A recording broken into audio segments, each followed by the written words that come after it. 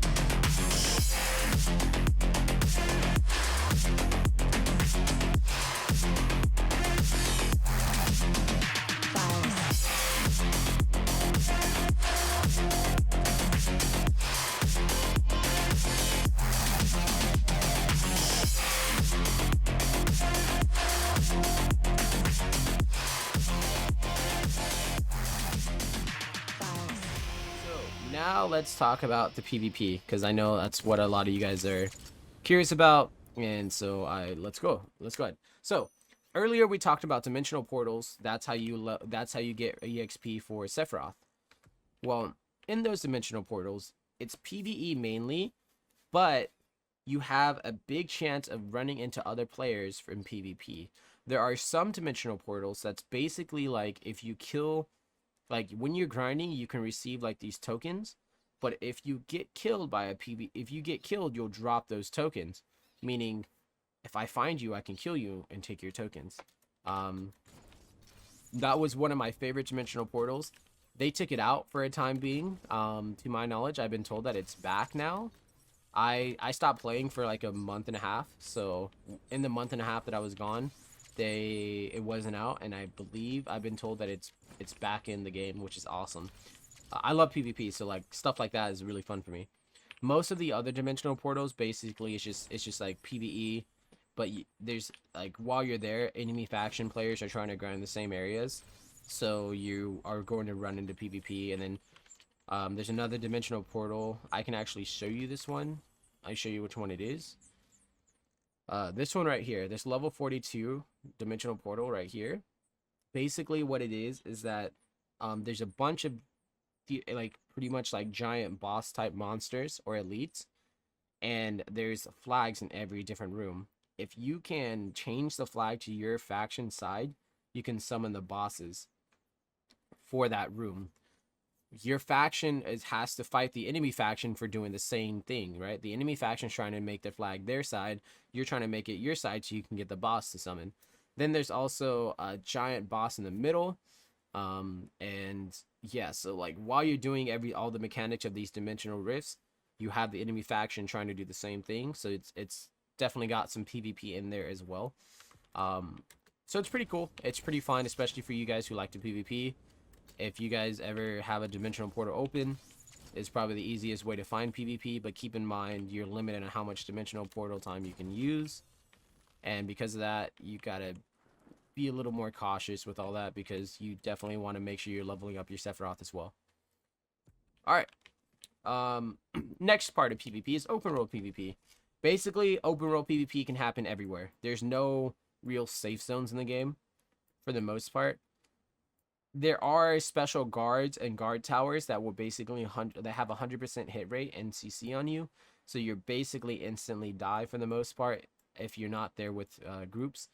Those guards and those guard towers can die. They do have a health pool, but unless you're going like 50 man strong with entire guilds raiding a certain little small area, you guys are probably gonna die, because yeah, they're way too strong for one person to go.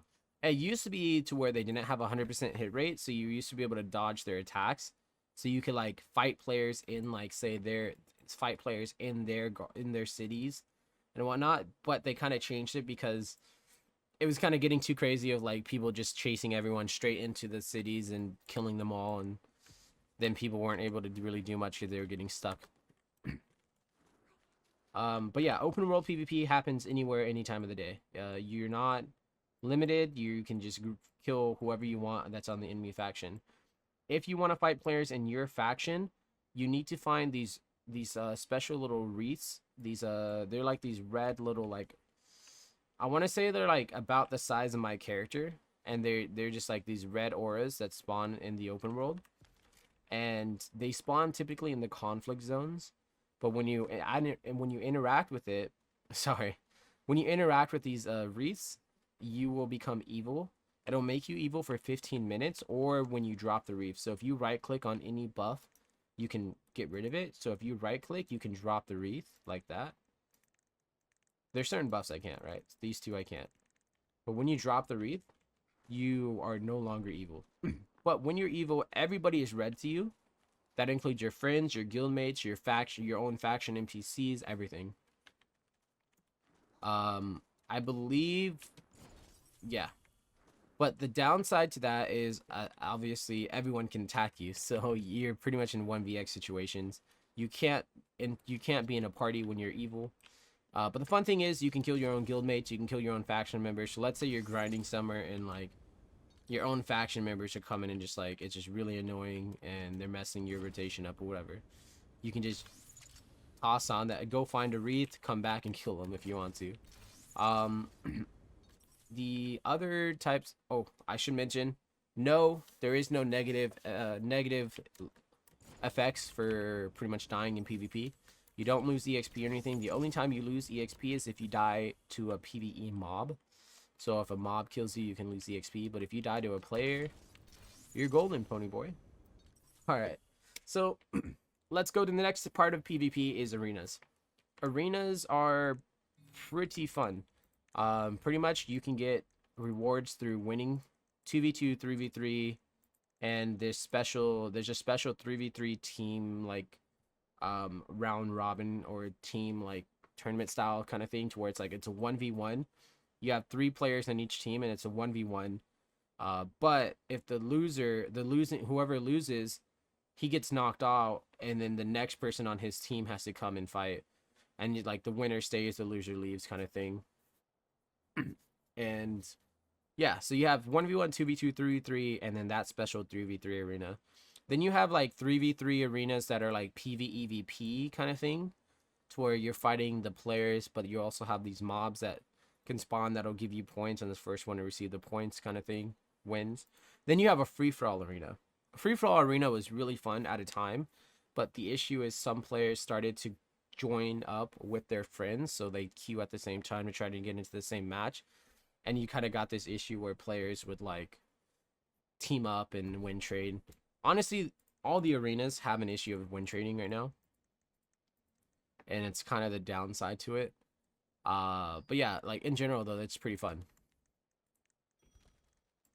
I have so many things that pretty much all this stuff that you see in my mailbox, I tried to sell and it didn't sell, so it came back to my mailbox. But the cool thing is you can keep stuff in your mailbox for a long time, and you don't have to worry about, you know, it expiring for a while. But yeah, okay, so that's the arenas. The cool thing about the arenas, outside of 1v1s, so 2v2, 3v3, and all the other arena types will give you rewards. So if you win, you receive the special reward that you can, it's like this little like talisman kind of thing, and you can convert those to various rewards such as gold, PvP currency, honor points, and things of that nature, and some upgrade materials as well.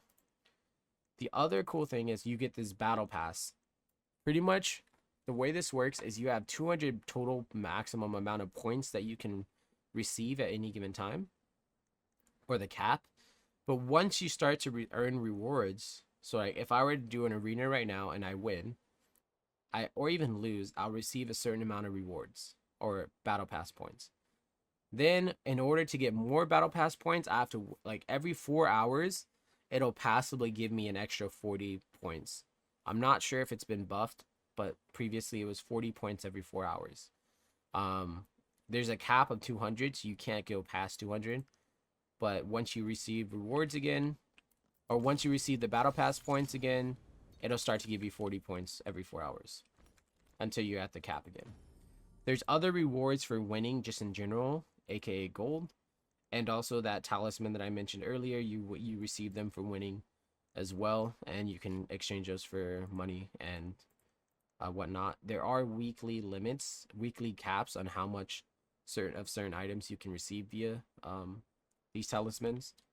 So you are kind of capped in a way. So if you're just non-stop winning 24/7, you'll end up getting a cap because you won't be able to get any more. But the battle pass, again, there's really no cap except just a total of 200 points maximum at any given time, and then every 4 hours you'll get some more battle pass points that you can redeem. But yeah, so that's arenas. And on to the other part is faction wars.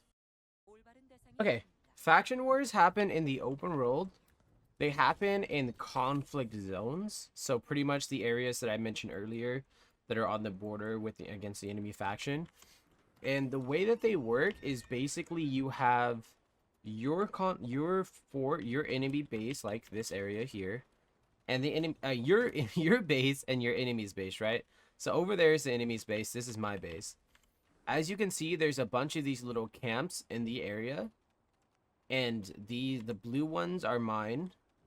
You can tell which ones are yours and which ones are enemies because of the tops.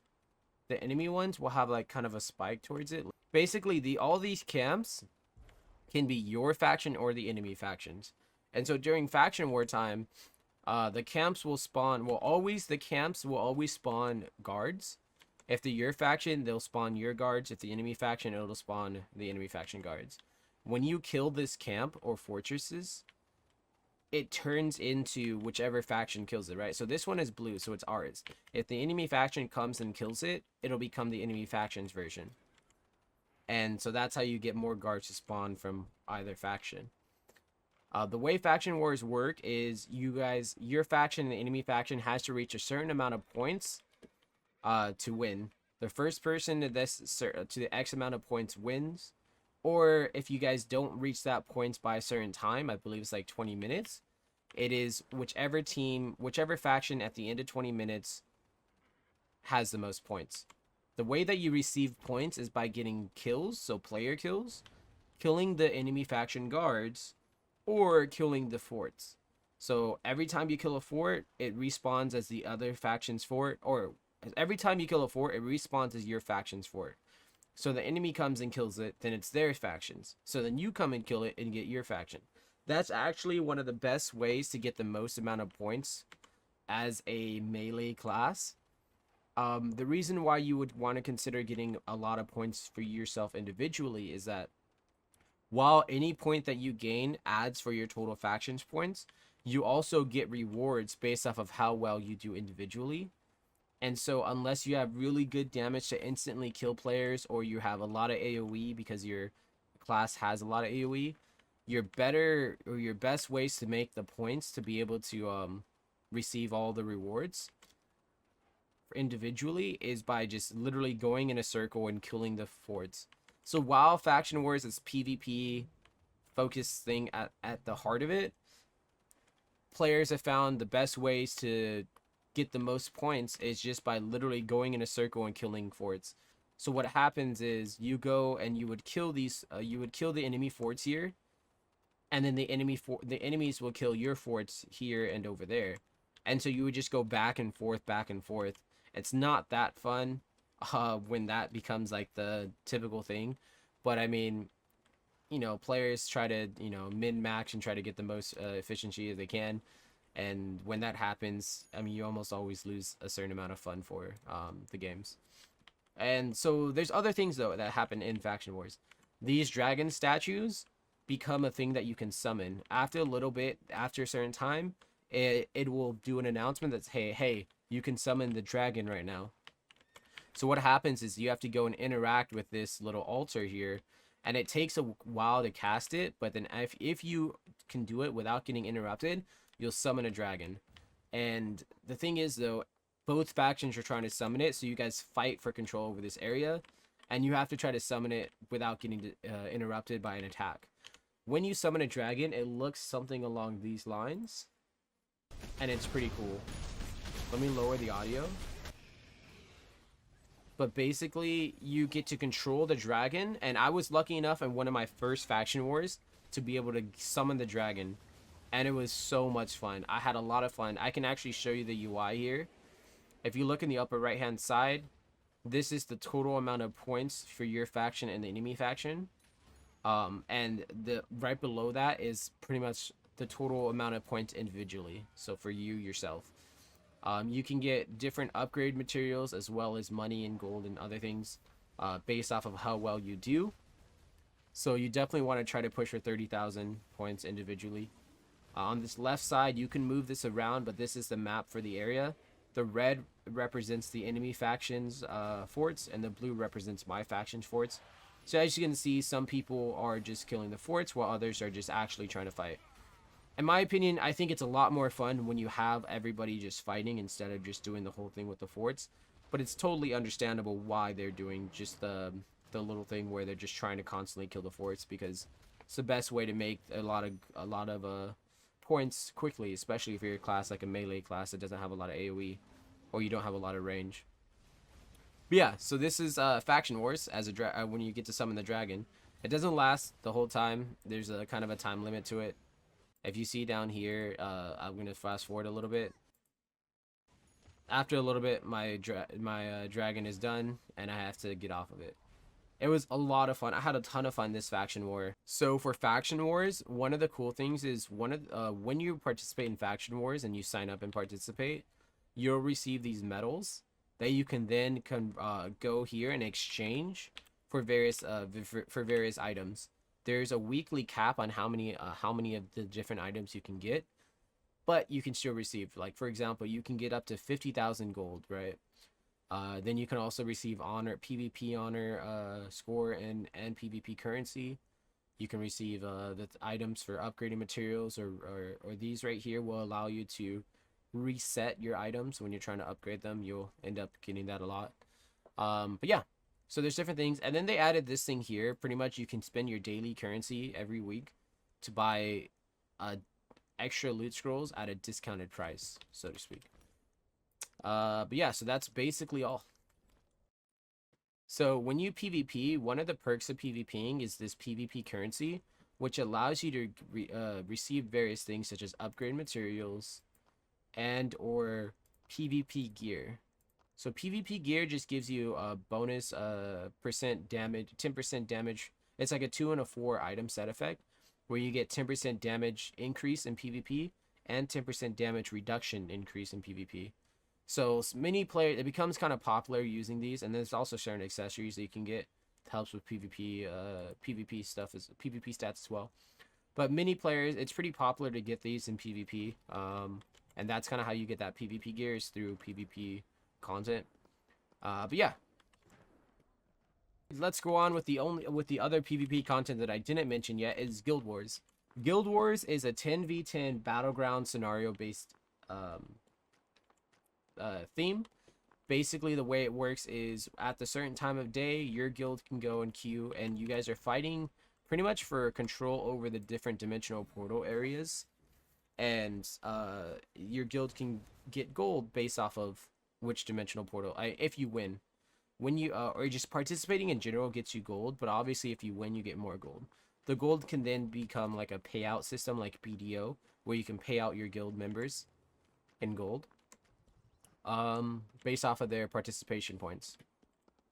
The way that Guild Wars work is it's a 10v10 scenario based, where pretty much your guild fights another guild 10v10, and you have to control points in the map.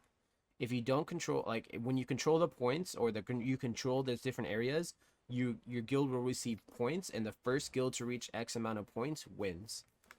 Once you win, it's not over. Like, you get this 5 minutes of like a break. You get to do whatever you want to do, rebuff, get all your buffs up, whatever, repair your gear, and then afterwards you'll fight another guild.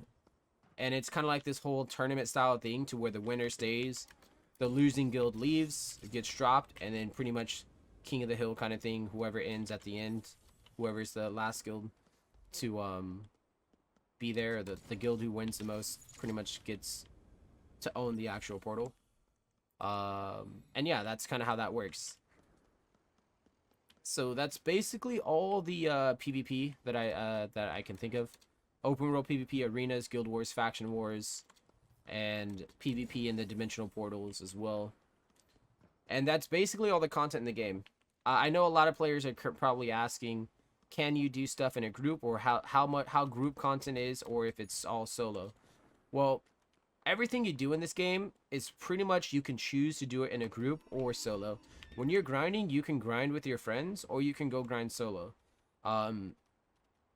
When there are special mechanics to where, like, if you're in a party, you'll receive like half EXP, like the EXP will be shared within the party members, so you'll lose EXP that way. So the way to get around that is by grinding, not in a party but together, killing the same mobs. As long as you guys are both doing similar damage, you won't lose out on EXP, and that's the same thing with gold.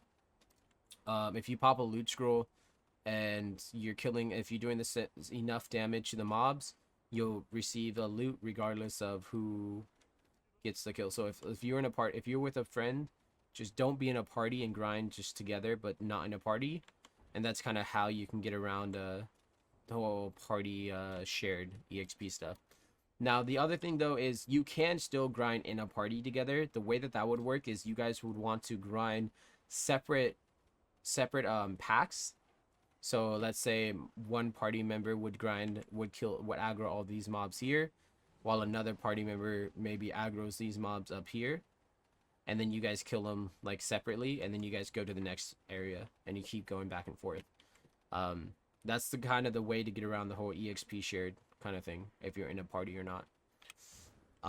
If you're in PvP, literally everything in PvP you can do. So, I mean, in a party or not, you can just like find open world PvP fights in a party. You can queue up together in arenas. Obviously, you can't queue together in 1v1s. I'm trying to think. Dungeons, I mean, there are solo and party dungeons, so you can choose which ones you want to do. There are certain dungeons that are specific to solo, like these transcendent dungeons are solo only. The world quest dungeons are solo only. Or sorry, not world quest. Sorry, the weekly boss, the weekly challenge of 50 floors is solo only. The speedrun dungeons are solo only, so there's that. But outside of that, everything else you can pretty much do with group. Okay, so now let's talk about rankings. Rankings are huge. In this game, almost everything that you do has a ranking system. If you, the first one is honor. So pretty much when you kill players open world, you'll receive honor. And pretty much there's a ranking system for that. Based off of whoever has the most honor. There are various PvP dailies that will give you honor. There are different things to do in the game, such as PvP dailies, killing player open world, doing arenas, and getting the honor via the battle pass, and all of that for honor. And that's how you can maintain your honor. Every week you get paid out based off of like where you are on rankings, on the different rankings. You'll receive rewards. but it also takes a percentage of your honor away. So it's kind of their way of trying to make it to where you can't just stack a bunch of honor and always be on top. You always have to keep in mind that you're going to lose the percentage of your honor. So if you really want to stay on top with honor rankings, you have to actively continue to reach that most amount of honor you can get every day, kind of thing. Then there's a ranking for item level.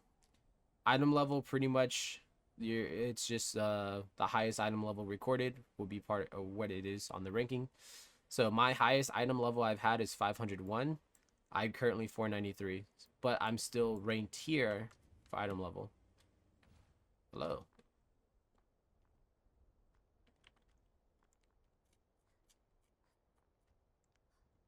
All right. I'm not sure. That's how that works for rankings. And then we keep going. We have arenas. So basically, arenas are literally just that. You get ranked on your wins in arenas. Fortunately, there's a big thing with win trading in arenas. It's a big issue right now, and hopefully the devs kind of get more active on banning players that do win trading. And then you have dungeons. So the faster you clear a dungeon, you can get ranked that way as well.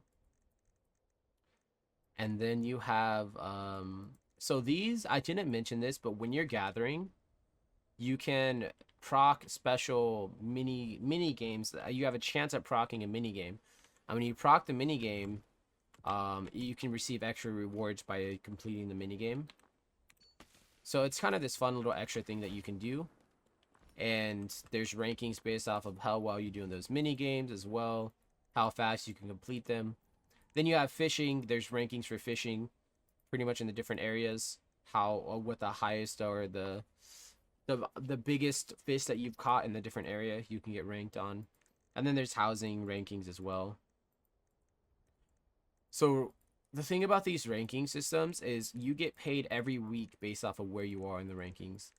Almost all of the rankings get reset except for item level and honor score. Those don't technically get reset, right? They don't go back to 0. It's just the total honor score you have. But again, every week you lose a percentage of your honor. So you have to continue to keep doing all the things needed to gain honor every day. And yeah, I am ranked 1337 right now in honor, and I haven't played for 2 months, give or take. So I've lost a lot of honor, and I'm still ranked 1337. That's actually kind of funny. And item level doesn't get reset either. It's just it records the highest item level you've been, and it goes from that. So if you look, most of these guys, this guy reached this April 30th. This guy reached this at April 29th. Everything else gets reset. So arenas get reset. Dungeons, the dungeon rankings get reset every week. Life skill, the mini games, all the housing stuff, all of that gets reset every week as well. So it's kind of cool. You like, so for some players, their end game will be rankers, right? They'll be the people that are trying to be the top rankings for their faction on or their server for the different categories. And so yeah, so that's basically it for the content. Your day-to-day checklist kind of thing of what you do a daily will probably end up being dungeons and dailies on all your characters, because your gold is shared through your entire account on that specific server. So you'll do dungeons and dailies on all your characters to get gold. Then you'll probably do dimensional rifts on your main, as well as at least an hour of grinding, because again, you receive enough currency of the daily currency to buy an hour a day of loot scrolls. Then afterwards, you'll receive you'll do probably your arena battle pass to make extra money. And after that, you just kind of do whatever you want. You know, if you want to be a ranker, you'll probably do things towards that rank that you're trying to get. If you want to do world bosses or field bosses, you can pretty much just get a field boss train going. I can do that for as long as you guys have scrolls. There's so many other things that you can do, but pretty much that's going to be your main daily checklist. And that's the content of the game, guys. Okay, so this game is a lot of fun. There's a lot of content, as you guys have seen. And if you guys stuck around this entire time, bam, here's another beta key for you guys. Good luck. I hope one of you guys get it. And thank you guys for hanging out. I really do appreciate it. And thank you guys for watching the video. Feel free to leave a like, comment, and subscribe down below. Tell me what is your favorite class, or what class you're considering going into this game. And what other contents are you guys are most looking forward to? I know for me, like, PvP is my favorite. This is my, like, so I love the fact that I can PvP whenever I want pretty much in this game. Obviously, if the server's not that active, or if players aren't online, then it's a little bit harder to find open world PvP. But aside from that, the option to do so is there. But yeah, I can't wait to see you guys in the beta, and I can't wait to play with you guys on NA servers when they officially get launched. And I'll see you guys next time. Peace.